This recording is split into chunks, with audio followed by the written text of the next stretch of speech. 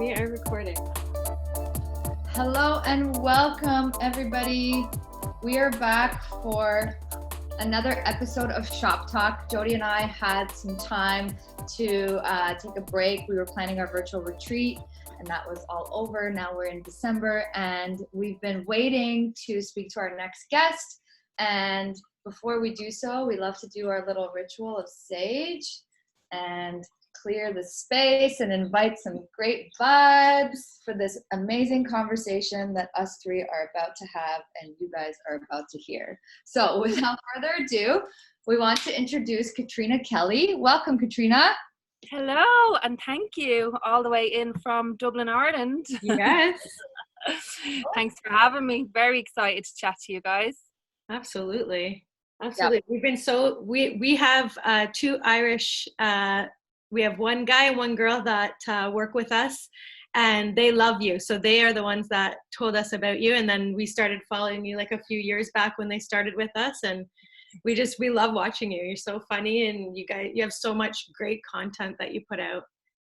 Oh, thank you so much. I feel like I haven't been really on my content for the last while, but thank you very much. And you know, it's funny because I know the two your two team members, and I'm actually ready to go to Dublin Airport if they ever decide to come back, because I'm going to take them and steal them just for a few months, and then obviously you can have them back, and every time they come to Ireland I'll take them again. Yep. I follow them, so I follow you guys as well, and just to see what you're doing over there is pretty amazing, and I just love what you're doing. I love what you're all about, and I'm delighted for them to be like with you guys as well, so it's a win-win. Yeah, thank you. So for those of you that don't know, Katrina also has her own podcast. It's called Still See Yellow, which I love that name. It's so amazing. It's so true. Have a listen when you have a chance.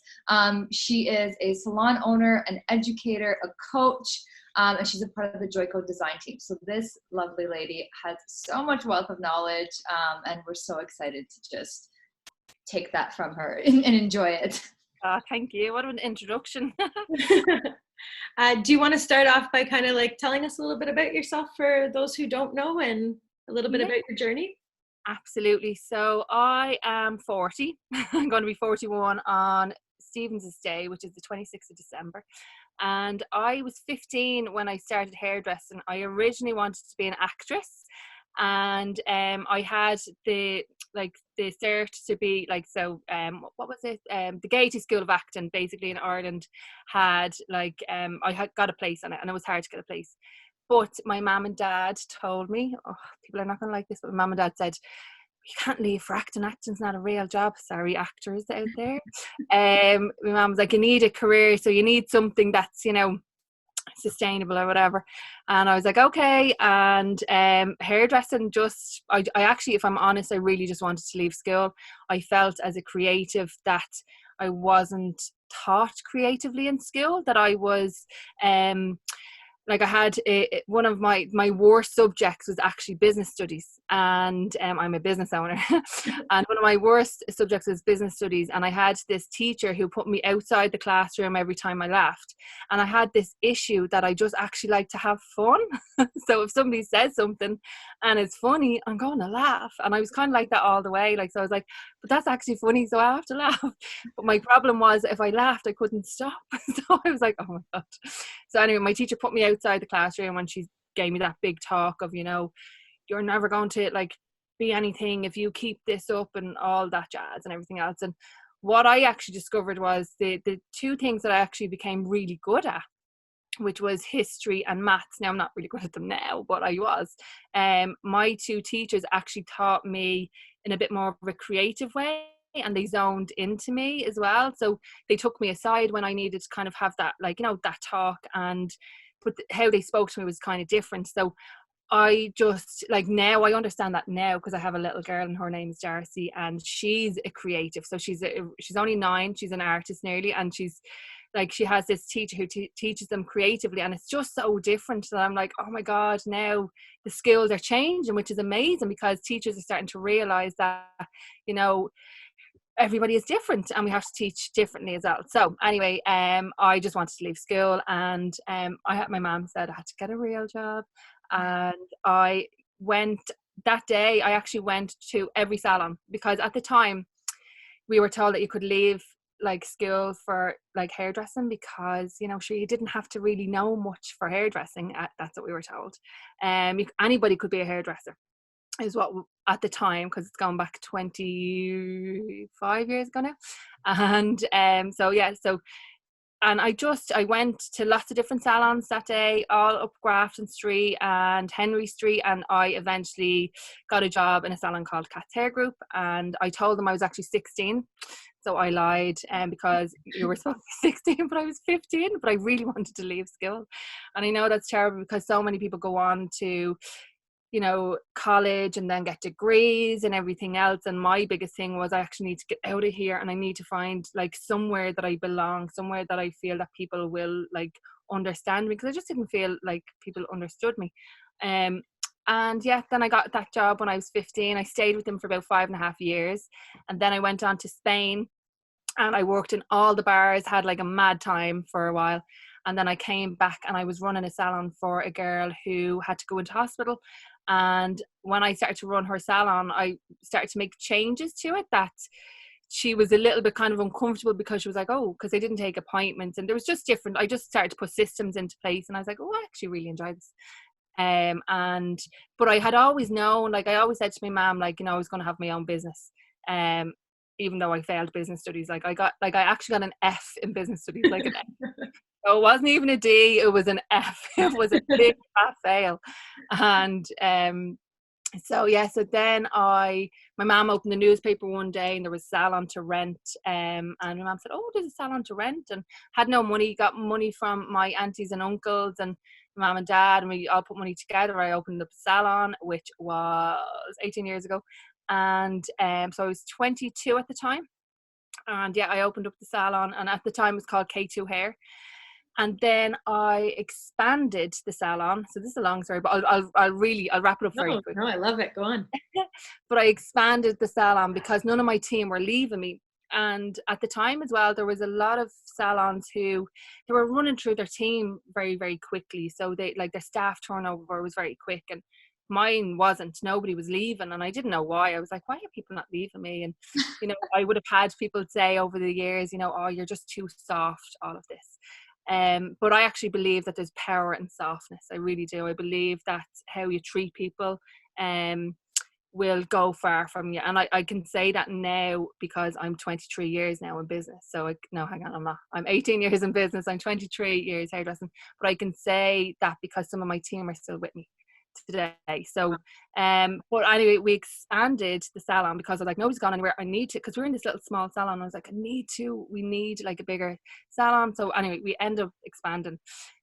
And 2 weeks before the salon that I was going to be in, the plug was pulled on me, and the salon owners at the time that I was buying it off were they decided to sell it to somebody else who was related to them, which look, it's understandable, but I had been ready to go, and I started to panic thinking, what am I going to do?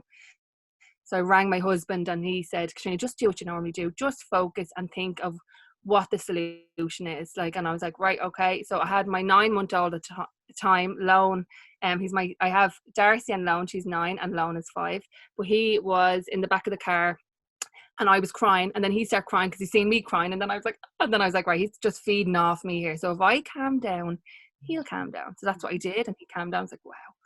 So and I just started to drive around, and I actually seen a premises that I had never noticed before, and it was literally across the road from the other salon, and that premises was actually there all along, but I just never noticed it because I wasn't looking. So the way they say, like, you don't notice things until you actually really look for it. So and then I got the premises. The problem with this one was there was no furniture or anything in it, so I was actually getting a salon to then having nothing. So I rang one of my suppliers, and I just said, David, I said, I found a premises, we're going to be moving in. The problem is there's no furniture. I need you to give me furniture.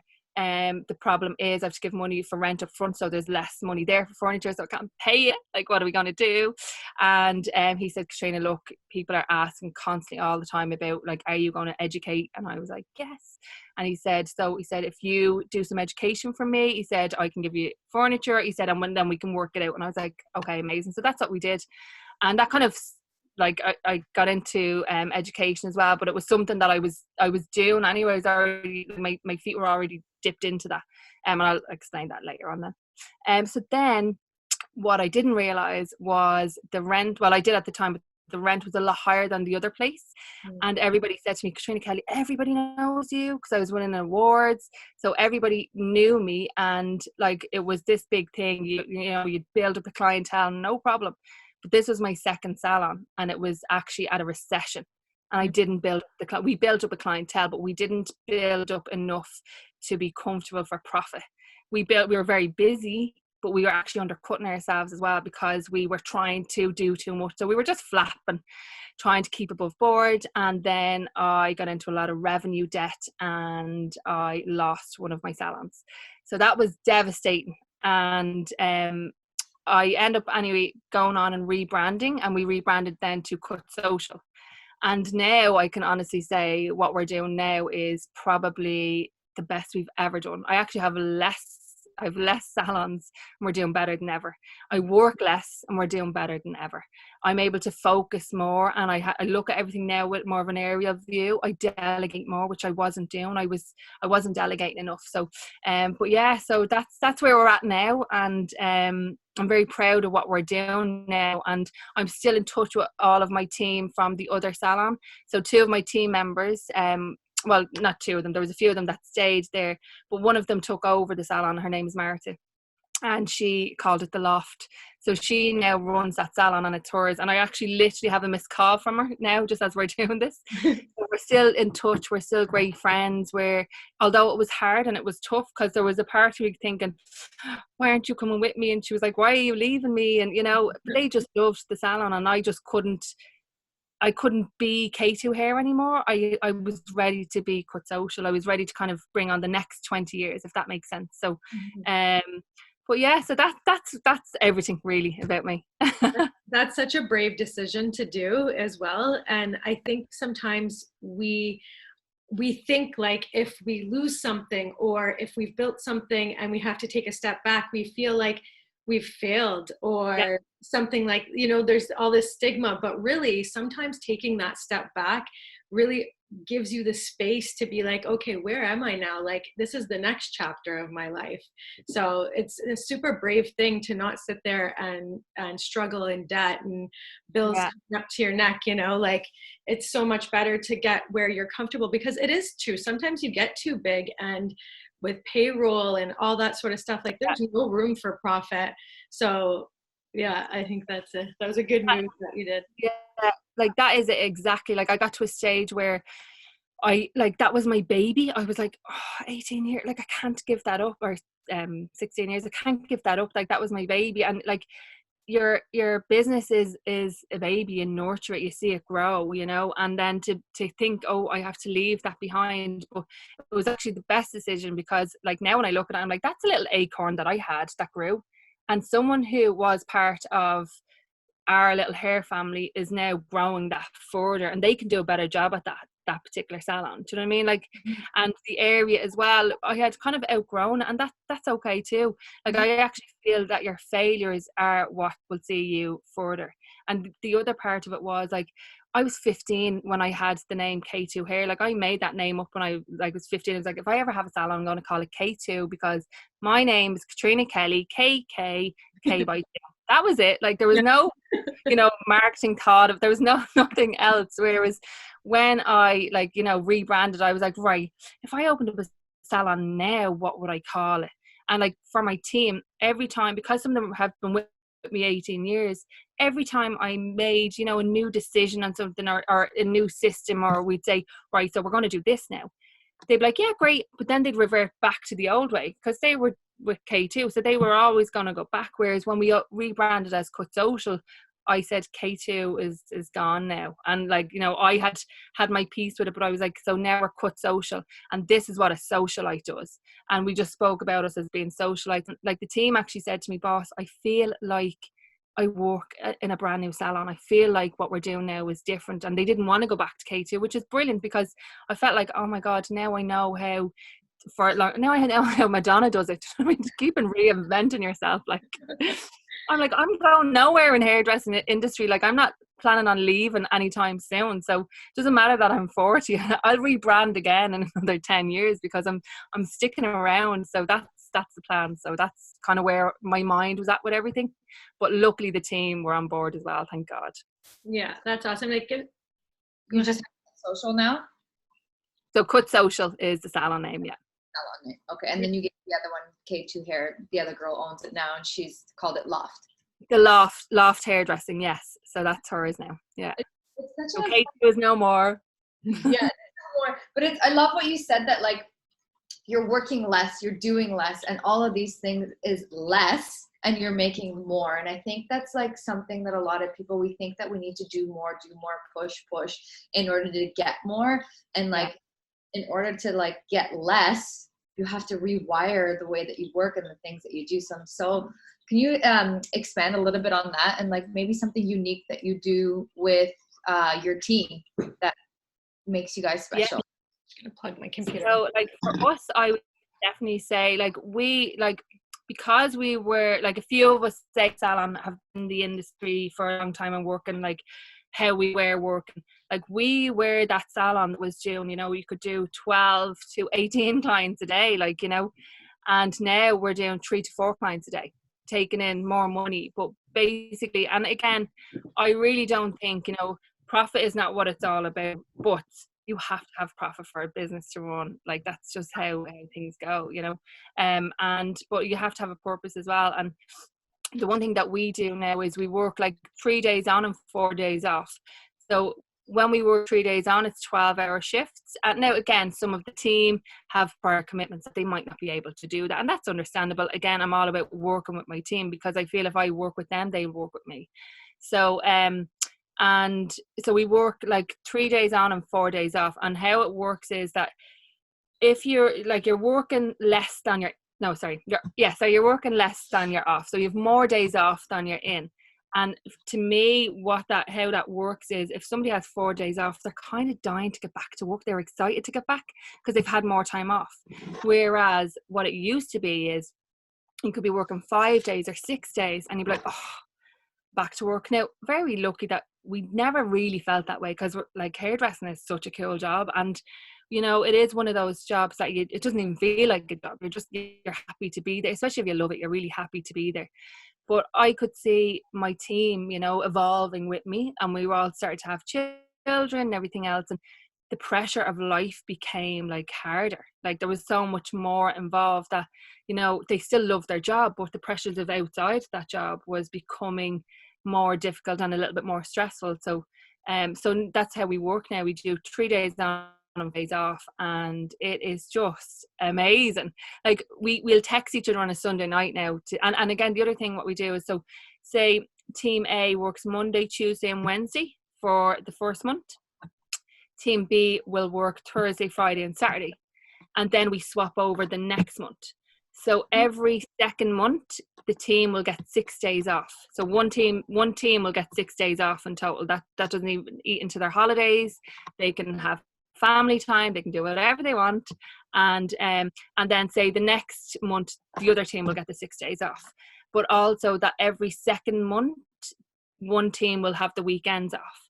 So it's just great. Like my team are sending text, you know, messages saying like where they're going off to Wicklow Mountains, and you know, they're all like, everybody's going hiking and like forest trips with their kids, and or just, you know, going out for a little drinky poo, because some people don't have children, and that's like it's just everybody's getting their downtime as well. And what I find from that now is, and my team will tell you, like we have been up 33% since we did that.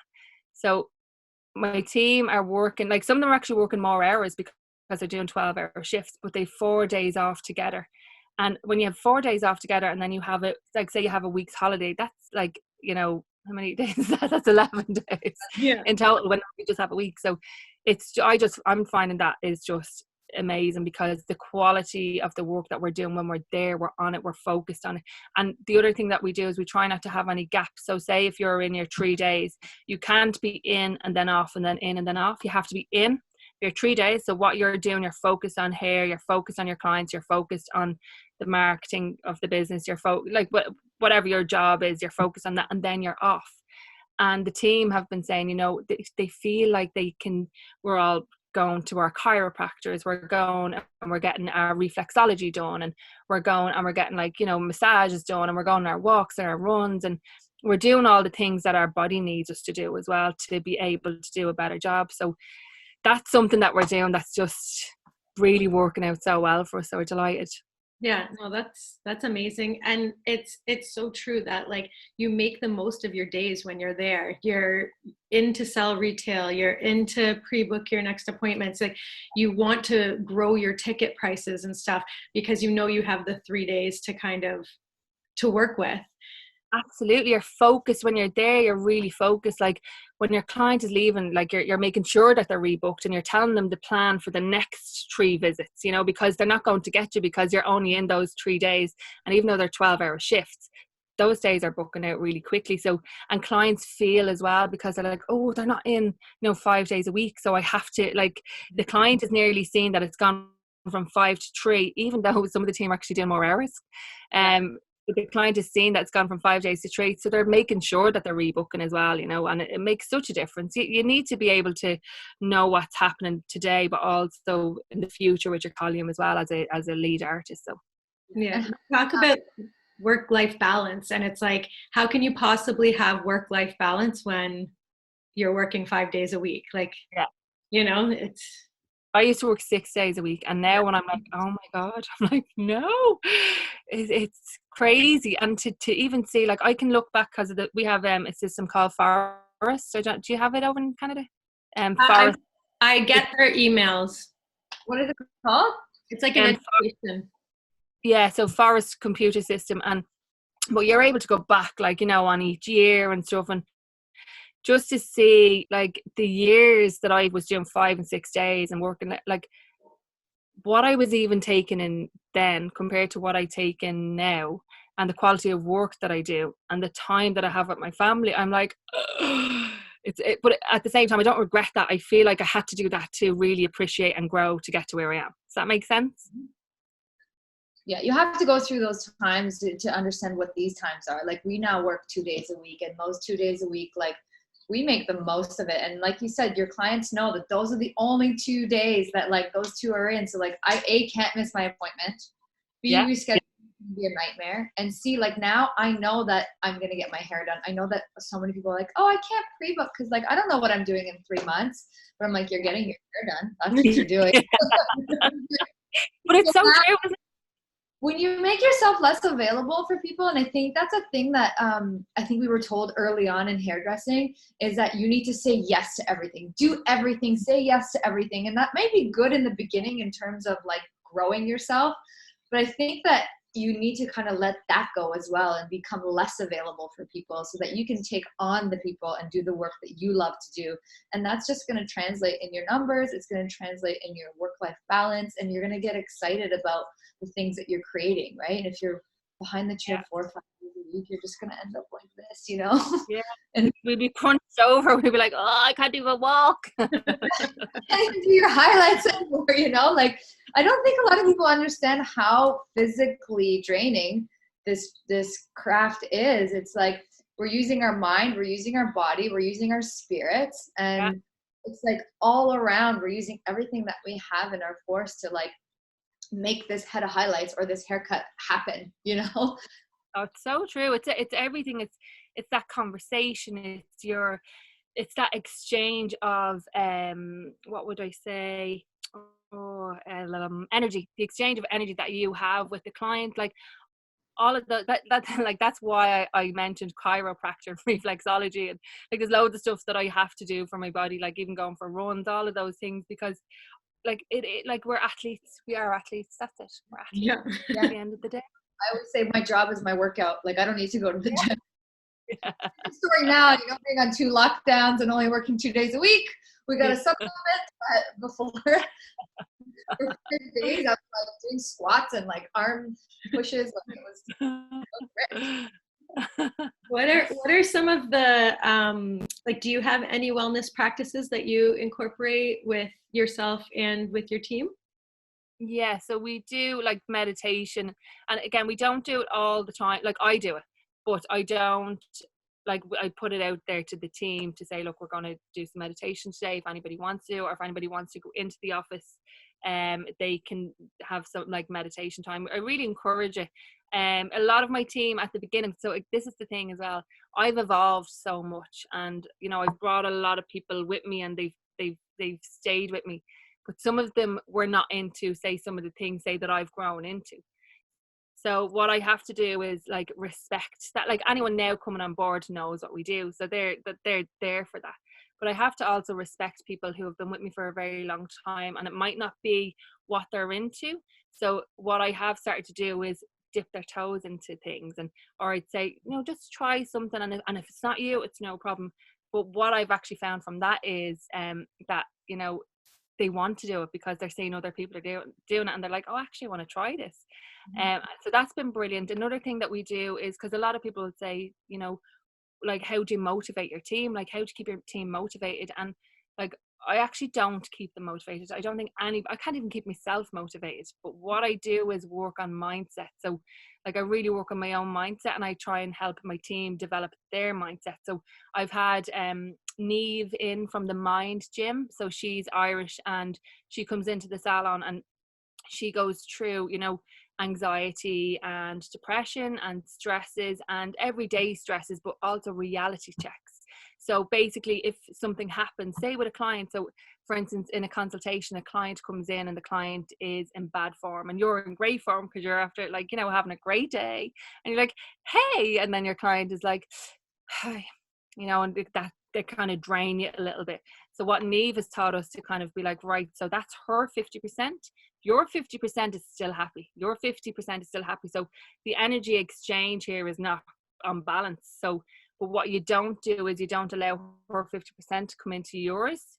You keep your 50%. And how that helps then, like, for us and with the team, is that they have empathy. So they start to think, oh, why is her 50% not, like, why is she feeling that way? So you start to kind of think, oh, she might have had a bad day, or something must have happened, and you start to think, instead of thinking, oh, we have a Karen here, you start to think like, oh, actually she's we know those COVID Karens, don't we? It's like the language of hairdressing, COVID Karens and Susans. Although I have a Susan working for me, so she like it to motivate your team. Like, how to keep your team motivated? And like, I actually don't keep them motivated. I can't even keep myself motivated. But what I do is work on mindset. So like, I really work on my own mindset, and I try and help my team develop their mindset. So I've had Neve in from the Mind Gym. So she's Irish, and she comes into the salon, and she goes through, anxiety and depression and stresses and everyday stresses, but also reality checks. So basically, if something happens, say with a client, so for instance, in a consultation, a client comes in and the client is in bad form, and you're in great form because you're after, like, having a great day, and you're like, hey, and then your client is like, hi, and that they kind of drain you a little bit. So what Neve has taught us to kind of be like, right, so that's her 50%. Your 50% is still happy. Your 50% is still happy. So the energy exchange here is not on balance. So, but what you don't do is you don't allow her 50% to come into yours. You keep your 50%. And how that helps then, like, for us and with the team, is that they have empathy. So they start to think, oh, why is her 50% not, like, why is she feeling that way? So you start to kind of think, oh, she might have had a bad day, or something must have happened, and you start to think, instead of thinking, oh, we have a Karen here, you start to think like, oh, actually she's we know those COVID Karens, don't we? It's like the language of hairdressing, COVID Karens and Susans. Although I have a Susan working for me, so she like, boss, please don't say Don't Susan. throw my name in there. Yeah. So like, but she really like, she spoke to me, but like I would definitely have a lot of empathy for clients and like for other people, but some of my team, it's not that they didn't, it's just that they were nearly like offended if a client was in bad form, or you know, and because they took it on upon themselves, like, and so like Neve coming in was really able to speak to some of the team that I couldn't speak to, but she also spoke to me as well. And the difference I noticed with, like, you know, the exchanges then with energy like that, you know, your team is kind of thinking, you know, she's like having a bad day. And then when the team started to talk to them differently, the clients opened up more, and then the clients actually ended up leaving in great form. And you know, so it's understanding that like sometimes that you have to, you know, we're only in control of our 50% of a conversation, you know, we're 100% of conversation, clients in control of their 100% or whatever. So but it's having empathy and understand. So that's another thing we do mindset, really work on mindset over motivation. I used to be really into motivation, but my years of knowledge has made me, you know, I've learned that motivation, you can only motivate yourself even for so long, but if you change your mindset and know how to flip that, that's where I think the power lies. Yeah, that's exactly kind of like how our Elevated Stylist kind of came about, is because we noticed such a lack of mindfulness and meditation and wellness within our industry, and we've seen that resistance towards it because I think a lot of people fear the unknown and they have this stigma around it. But once you really start to understand how mindfulness works and how mindset works, it's something that, you know, we just want to tell everybody about because we've seen such a shift in ourselves and with our team, just kind of exactly what you were saying, like speaking to them differently and asking different questions. And so I'm just checking in on people as well. Like, you know, what I've noticed is like I have attracted a team of people who I guess in a way might have needed me. I didn't realize that at the time. Now I do. And you know, but they need me to be a leader, and for me to be a leader, then I need to be able to kind of bounce that back off them, so they start to look at themselves, like, because like everything starts with ourselves. So if we're stressed out and running around and like, and that's the other thing, even for me, if I'm stressed out, and I was like 3 years ago before even I rebranded, I was so stressed out. I was driving my car one day and half of my arm went numb, half of my face went numb. And I was taken into hospital. They thought I was having a stroke. I was on stroke medication for 6 months. What I actually had was a thing called an aura migraine. So it's this migraine that affects your body, but you don't get the headache. And it's basically kind of like stroke symptoms. If you have them over a long period of time, you could eventually get a stroke. So they were the things that I had heard and stuff afterwards. But it came on through stress. And that's when I knew, like, that's when I got a life coach. So 3 years ago, I got a life coach, and, you know, really started to meditate like deeply then and do it properly. I used to think that I couldn't meditate because my mind used to think of things.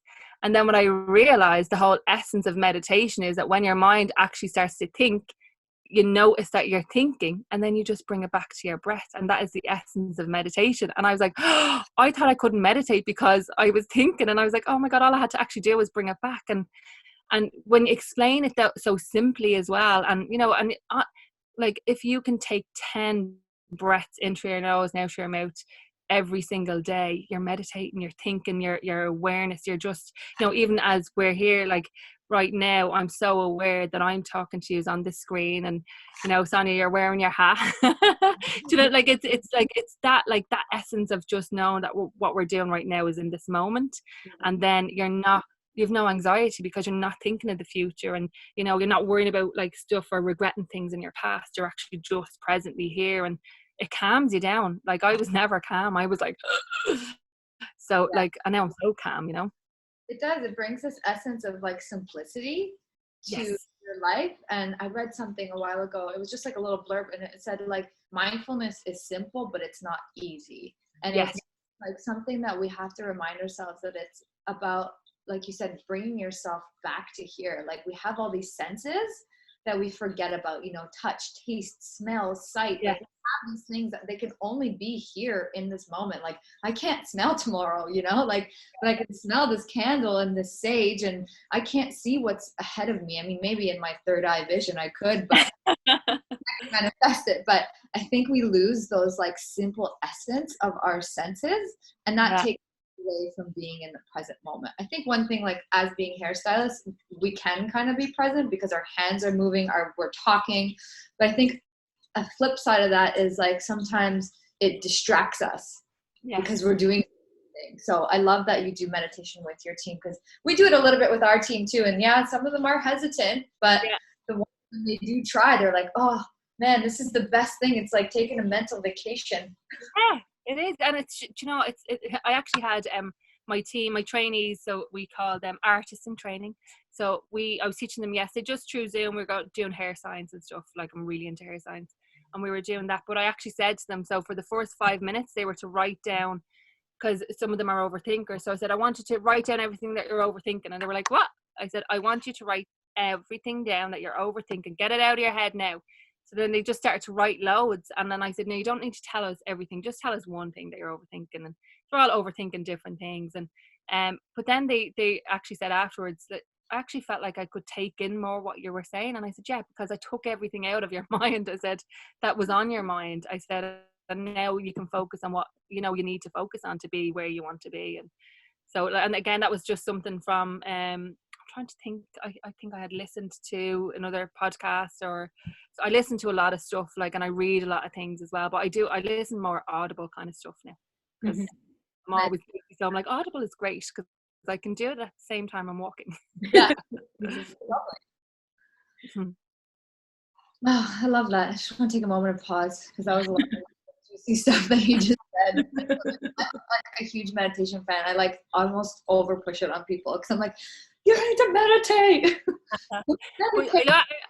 I love what you're saying as well about like smelling. Like I actually never have thought, I never think of that sense when I'm meditating, and I'm going to actually take that on board. So I'm just like taking a moment to actually smell the moment that you're in, because it's so true. Like you have a candlelight and then you can smell the moment, and you can't smell the future. Like, so that's brilliant. So thank you for that.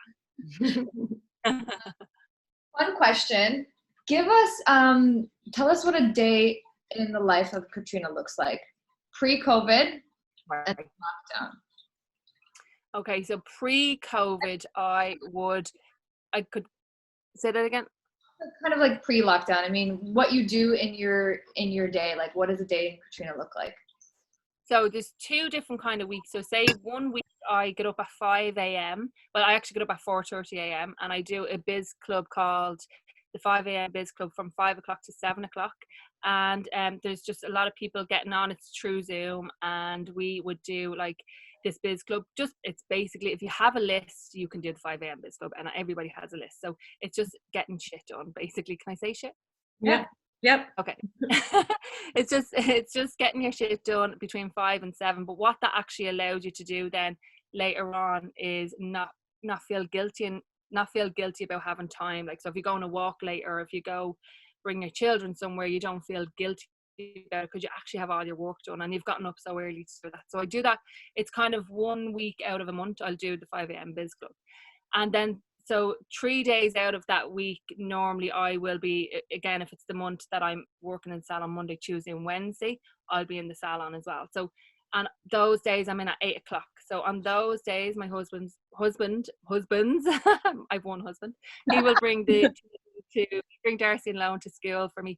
And then we literally will concentrate, you know, when I'm there, I'm doing clients on those days. And again, 3 to 4 clients max, because I do a lot of, you know, I guess a lot of not all big colour services, but there would be I do like some colour corrections, but then I might have clients who are just back in for, like, you know, either treatment or a toner in between or something like that, like, you know, smaller services. So that's what I'll do. But then on my next day, so the first day that I'm actually out of the salon, I'll get up early, and that's when we start to check on the business and kind of, you know, I'll check in with my accountant. My accountant's called the Tattooed Accountant. He's on Instagram. He's actually really good, because they have a few hair salons. So himself and his wife own some hair salons. So I feel like they really know our industry, which is really, it's really good. And yeah, so we'll check in with our accountant, and then Elaine, who is my sidekick, like she's my person at Cut Social. She's the one that knows everything. She's the one that I cry to. I'm the one that she cries to. If there's anything even going on personally as well, we'll just let it all out. We have a cry. And pre-COVID, we used to hug as well. That was a great time. We could hug.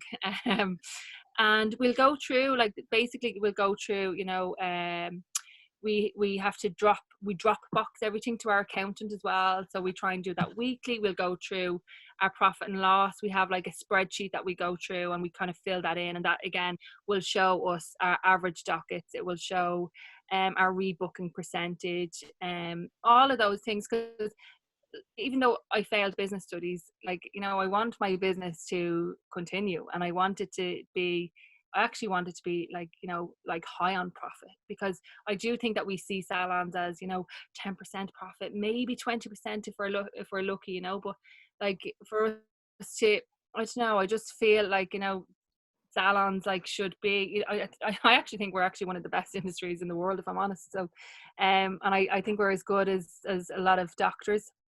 And I do feel that we do save lives as well, just from some of the things that we even talk to clients about as well. Like, we have these connections with clients and exchanges with clients that I do feel like has helped a lot of clients, mentally as well over the years, even though I know it's not something that we're qualified to do, but I do feel like a lot of people tell the hairdressers stuff as well.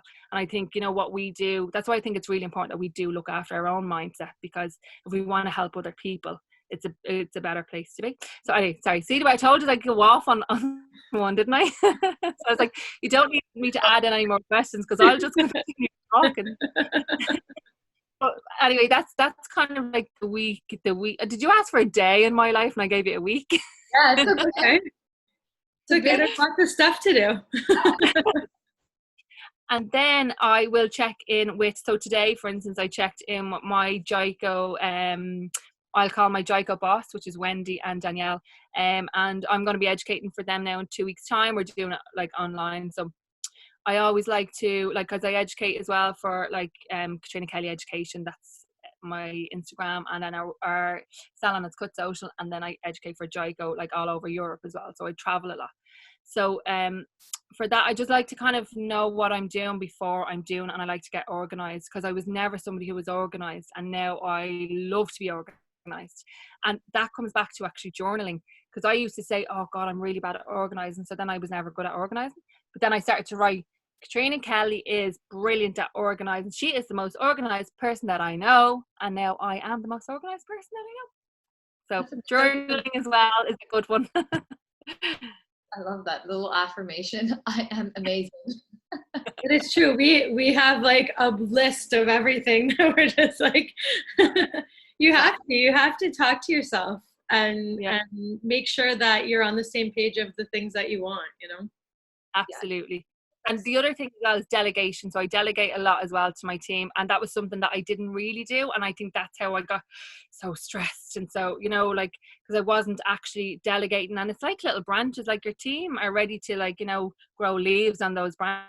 They want to do more, and if you're not giving them more to do, then they actually sometimes will end up like leaving and going on somewhere else as well. Like, so sometimes like delegation is actually not a bad thing. It's a really good thing, and it helps your team to grow, but also for them to be able to help us as salon owners as well to develop.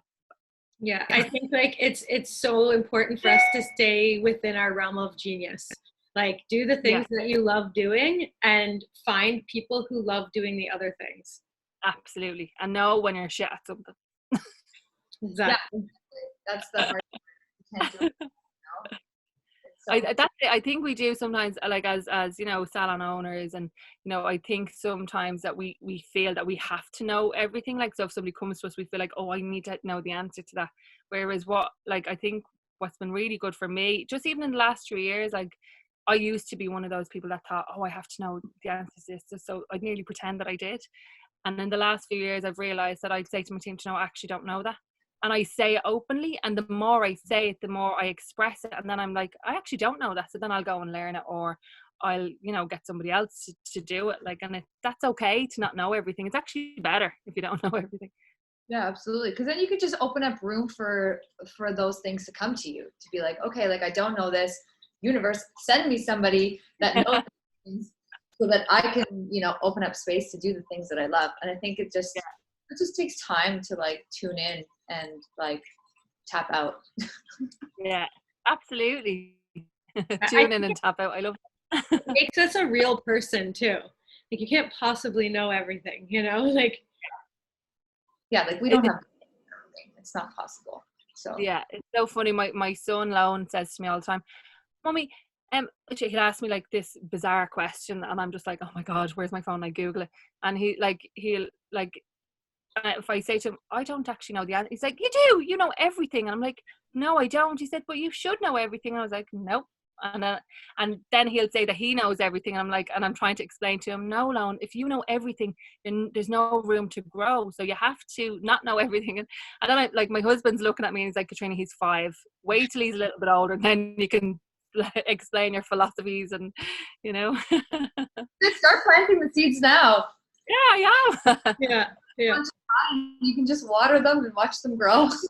Absolutely. Things. So, I feel like we've answered a lot of the questions. Yeah. How about we finish off with a little real tea? Yes. Yeah. Okay. So what we like to do is we love to get a little bit of truth from our guests. It could be a little nugget. It could be something funny. But what we want to know is what would you tell first year hairdresser Katrina if you could give her a piece of advice? Like, if you can tell her something now, what would you tell her?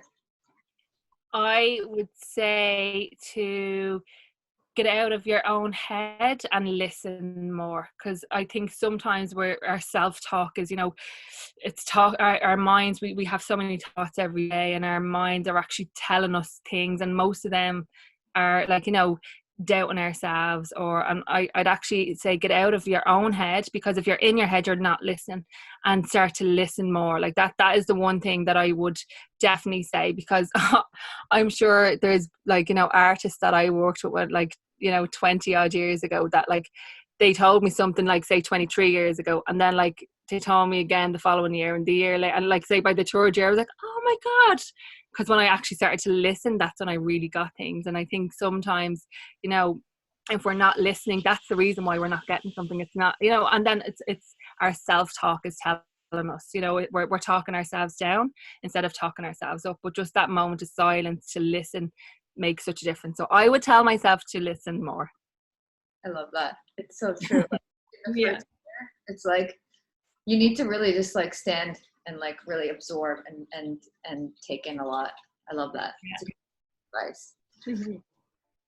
Well, thank you so much for giving us your time. It was such a pleasure to chat, and definitely we could chat all day if we. I know, I told you. We might have to do a podcast 2.0. Yeah. I'd gladly come back. We could do a part 2 after lockdown. Yeah, exactly. Yeah, exactly. Come back. See what we So thank you everybody for tuning in. I'm Sonia from Elevated Stylist. I'm Jody. And this is Katrina from Dublin, Ireland. You can follow her at Katrina Kelly Education. She's amazing. She throws out a lot of beautiful content. She's empowering. I mean, I've learned a lot just from her, just having this lovely chat. And I hope you guys enjoyed this episode. So stay tuned as we will create some more. Yeah. Bye. Thank you so much. Bye. Thank you so much. That was amazing.